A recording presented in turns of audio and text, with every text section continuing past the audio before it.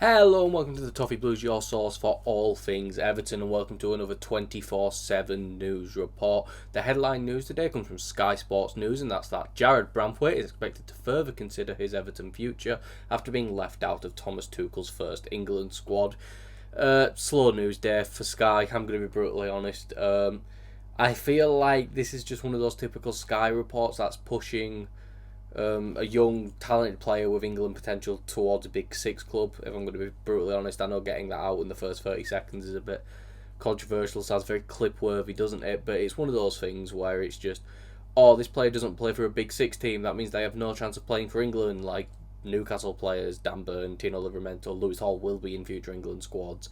Crystal Palace players, Eze and Dean Henderson, etc., etc., aren't all in the England squad. I think it's a very basic, poor, slow news day journalism, if I'm going to be honest with you. It's one of those things that, yeah, of course, Jarrad Branthwaite's going to consider his Everton future before signing a new contract. I think that's very common sense. I do apologise for the sun, by the way, making me like half and half. But yeah, I think it's just very slow news day. Don't really take much off it. Of course, he's considering his future before signing a new contract.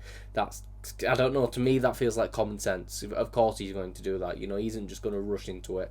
This is his future he's talking about. And again, if Manchester City come and say we're going to make you a starter next season, of course he's possibly going to consider moving.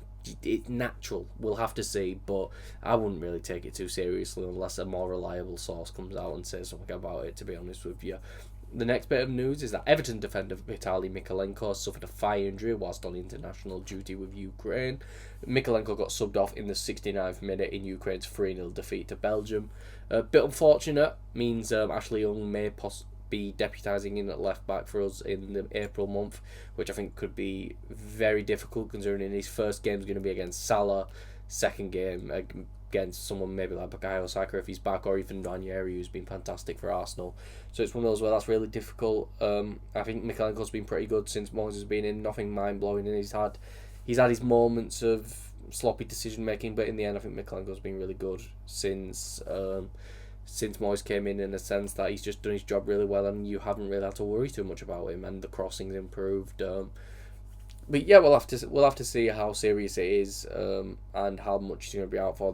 We only have basic information so far, but we will have to see. Moving on to some boardroom news, and it's that Dan Friedkin is set to become Everton chairman, with Mark Watts continuing his role as executive chairman. Dan Friedkin has now officially been named director of Everton, and the board appointments were confirmed on Companies House today.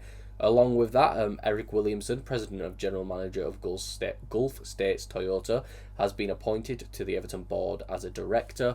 Again, I'm not a boardroom expert, but I feel like Friedkin being the chairman is a good thing in a sense that it's nice to see him involved in the club. Hopefully he still lets the football people do the football things. It was the big problem with Mashiri. Hopefully he isn't running in to sign everyone with a big name, and hopefully he just lets the football people do their jobs.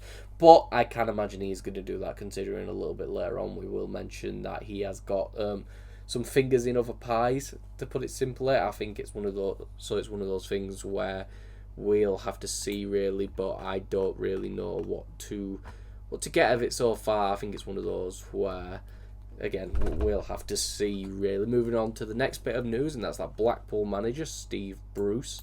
Blackpool manager Steve Bruce wants to keep Everton goalkeeper Harry Tyrer at the club. Tyrer has been out on loan in the League One side this season and has kept 12 clean sheets in 34 games. Bruce said, "We'd like him to stay. It's about whether that's possible because he's not ours. Harry has got better. When we first got him, he hadn't even played a game in the league, so it was a big ask for him to come in and perform week in, week out. Fair play to him. He's worked hard and lost a bit of timber. He wants to be a keeper. I'm really pleased with him." Tyrer's contract at Everton is set to expire in the summer of 2026. I don't really see a problem in sending him back to Blackpool on a loan. Again, it's one of those where is he ready to take that step up to the Championship yet? We'll have to see, but another year on loan for Tyrer, again, I wouldn't be against it at all. Maybe a permanent, but if Everton see future first team potential in him, then I don't see a reason why we'd let him go. I think he's steadily been working his way up the leagues with, I believe, Chesterfield and now with Blackpool, and he seems to perform wherever he goes. So I'd really like to see him maybe in the Championship next season. But also I wouldn't stand if he's maybe sent back to Blackpool. And I feel like with the expiration of his contract, that may be something where we instead probably end up extending him. I don't know if there's an extension clause in there, but we'll have to see. Fabrizio Romano's confirmed that Armando Broja isn't in Chelsea's plans and is expected to be sold in the summer. Romano said, Chelsea have big respect for Armando Broja coming from the academy, a good talent, but Chelsea do not believe he can be an important part of the squad in the future. I expect him to be on the market. I think this means if we should be saying, yeah, we're not paying your option to buy then. You've come out and clearly said you don't want him. We want to knock some price off it. I think it was 30 million. Again, I don't think we could do half of that, but if we could do 15 mil with some add-ons, maybe I'd be happy to see that. I think Broja's really talented. He does have injury issues, which of course does make me wonder about signing him, but I do think he's extremely talented. I think he really changed the game for Albania when he came on against England recently, and I think it's one of those where I think he just needs a stable home, and I think if he can sort the injury issues out, I'm going to be a really good striker at this level, and he can score goals at this level. I do believe the technical ability is there, the physical presence is there if he can, sort the injury issues out. So I would like to get him back on a good fee, but again, it depends on what is a good fee. Considering Chelsea, are probably going to spend a lot of money again, so they will need to get rid of talent, but it depends on how much talent they can get rid of in the first place. So we'll have to see.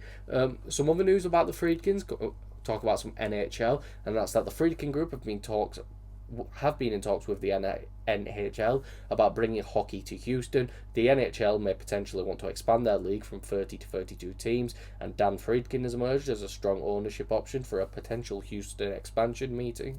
After meeting the NHL several times, and that comes from ESPN. I don't know too much about hockey. I'm not going to pretend to know too much about hockey really, but I don't know. I can imagine a lot of Everton fans aren't going to be a big fan of Dan Friedkin having his fingers in even more pies, but he's the one running things at Everton. He's the chairman, so he's going to be heavily involved. So I don't really want to worry too much about NHL news or what his other businesses are. It's worked for the Arsenal owners, for example. They've been able to still spend money while also owning like the LA Rams and other teams like that. So we'll have to see. But I don't really think that's anything that should be too concerning, if I'm honest. But that is all for the news today. If you did enjoy, please make sure to like and subscribe. Follow us on Twitter at Everton Newsfeed, and follow me on Twitter at Callum Brannan3. And I'll see you all for the next video and or live stream that I am on.